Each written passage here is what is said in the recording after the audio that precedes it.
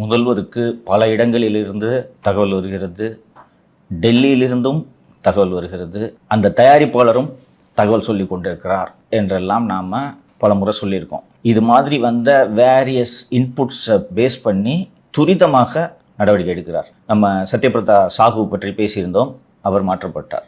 பிரகாஷ் பற்றி என்ன பேசணும்னு சொல்கிறேன். திரு முருகானந்தம் ஐஏஎஸ் அவர்கள் தான் வருவாய் நிர்வாக ஆணையராக இருந்தார். அவருக்கு கீழ் அடுத்த கட்ட பணியில் பிரகாஷ் இருந்தார். இந்த முருகானந்தம் அவர்களுக்கு ஒரு மருத்துவ சிகிச்சை காரணமாக ஒரு வாரம் விடுப்பில் சென்ற போது பிரகாஷுக்கு அந்த பதவி கூடுதல் பொறுப்பாக வழங்கப்படுகிறது. அந்த கேப்பில் அவரும் செங்கோட்டையும் சேர்ந்து திருச்சியில் ஒரு மாலுக்குள்ள பர்மிஷன் கொடுக்கறதுல ஒரு அமௌண்ட் அடிச்சாங்க. அதற்கு பிறகு சமூக வலைத்தளங்களில் சுற்றிய ஒரு புகார் என்னவென்றால், சுற்றி 5 கிரவுண்டு பாலவாக்கத்தில், ஒரு வீடு இருக்கிறது ஒரு கிரவுண்டு, அதை சுற்றி இருக்கிற 5 கிரவுண்டையும் ஒய்ஃப் பேரில், அண்ணன் பேரில், தங்கச்சி பேரில் இப்படி வாங்கியிருக்கிறார். அவங்க ஒய்ஃப் ஒரு நிறுவனம் நடத்துகிறாங்க. அந்த நிறுவனத்தின் பேரில் தான் இந்த சொத்துக்கள் வாங்கப்பட்டிருக்குது. அந்த நிறுவனம் எங்கே நடத்துகிறாங்கன்னா, அவங்க வீட்டிலே மேலே வந்து ஒரு 8 ரூமில் அந்த நிறுவனத்தோட பெயர் பலகை இருக்குது. ஒரு சின்ன ரூம்ல ஏதோ 300 கோடியா எவ்வளோ வருவாய் வரும். அதுக்கு ஒரு ஆண்டுக்கு 300 கோடி வருமானம் இருக்கிறதாக டேர்ன் ஓவர். ஸோ அது பூரா ஷெல் கம்பெனி என்ற புகார்கள் எல்லாம் வந்து விட்டது. ஸோ அவரை அருங்காட்சியகம் மற்றும் ஆவண காப்பகத்தின் ஆணையராக நியமித்திருக்கிறார்.